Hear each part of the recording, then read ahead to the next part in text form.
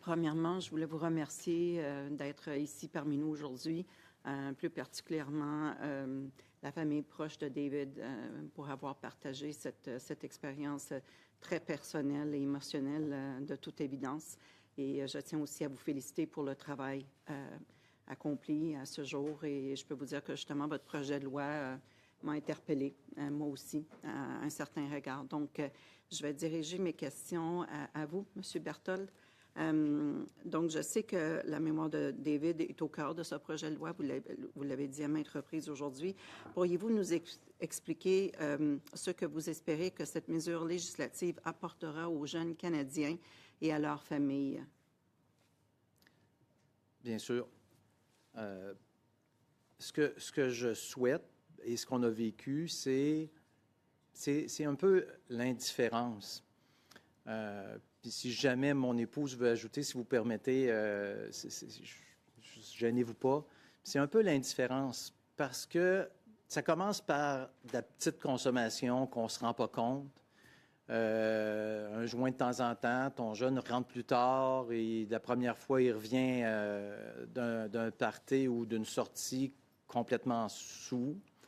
C'est l'alcool, puis après ça, c'est d'autres choses. Mais on pense que jeunesse est là, puis qu'il faut que jeunesse se passe. C'est la première réaction des parents. T'sais, on ne se rend pas compte qu'il y a quelque chose d'autre qui se passe. Puis à un moment donné, on se rend compte qu'on a un appel, il y a des problèmes un petit peu à l'école.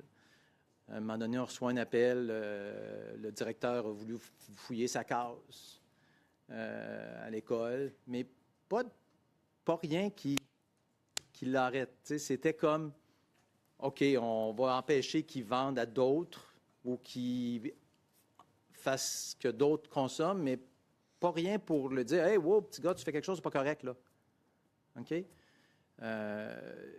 Puis c'est ce que j'espère que ce projet de loi-là va changer. C'est que ça amène les intervenants à réaliser que c'est là, dans ces moments-là, qu'il faut intervenir. C'est dans ces moments-là qu'on peut peut-être découvrir que si le jeune est justement consomme trop ou à un moment donné est forcé de vendre pour payer sa consommation parce que des jeunes, voyez-vous, ça n'a pas de l'argent illimité, là. Puis ça coûte cher, ces drogues-là. Donc, à un moment donné, la drogue amène à d'autres délits, d'autres délits, d'autres délits. Il faut intervenir avant.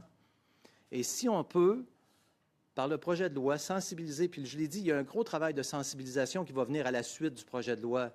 Sensibiliser les policiers, les procureurs et les juges en mettant dans la loi les mots traitement de la consommation problématique, mais traitement aussi d'autres problèmes de santé mentale qui peuvent arriver pour les jeunes.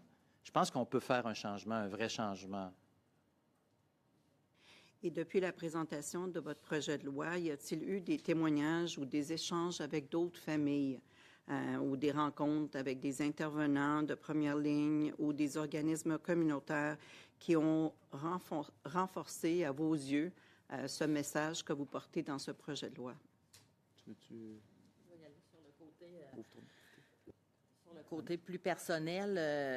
On a eu, oui, beaucoup de témoignages, beaucoup de gens nous ont contactés par Messenger, nous raconter chacun leur histoire, puis on est derrière vous, puis même si vous voulez, vous avez besoin de notre témoignage, on va y aller, puis tout ça. Beaucoup de personnes nous ont... là, je vais du côté plus personnel, mais Luc, du côté plus professionnel, pourrait en parler plus aussi, là, mais... Au niveau professionnel, j'ai eu une rencontre avec l'Alliance canadienne pour la santé mentale qui regroupait plusieurs intervenants et tous ont salué le fait qu'on veuille enfin parler de traitement dans la loi, ce qui était pas là. Et ça a été une belle rencontre que j'ai eue. Il y avait des intervenants en prévention du suicide, il y avait des intervenants en plusieurs secteurs quand j'ai fait cette rencontre-là. J'ai eu une rencontre aussi avec le réseau d'entraide des Appalaches, qui est un groupe qui intervient première ligne avec... c'est des travailleurs de rue. Donc, les travailleurs de rue, c'est pas compliqué, hein? C'est eux autres qui vont aller voir les jeunes que vous voyez couchés dans le milieu de la nuit sur une table ou le lendemain matin, le jeune qui est sous une tente, puis ils vont voir s'ils sont corrects, puis ils vont s'assurer que le jeune poursuive sa vie. Puis ces gens-là, eux aussi, disent « il faut qu'on en parle ». Il faut qu'on en parle, il faut que nos élus en parlent, il faut que les élus soient sensibilisés à ça. Et ce que vous faites, M. Berthold, ça va nous aider. Et oui, effectivement, on a reçu beaucoup de témoignages par la suite d'autres organismes communautaires. C'est touchant, mais en même temps émouvant à chaque fois, là. Et quel rôle ont les écoles, les familles, les organismes communautaires dans cette voie de communication, de partager ce message, selon vous?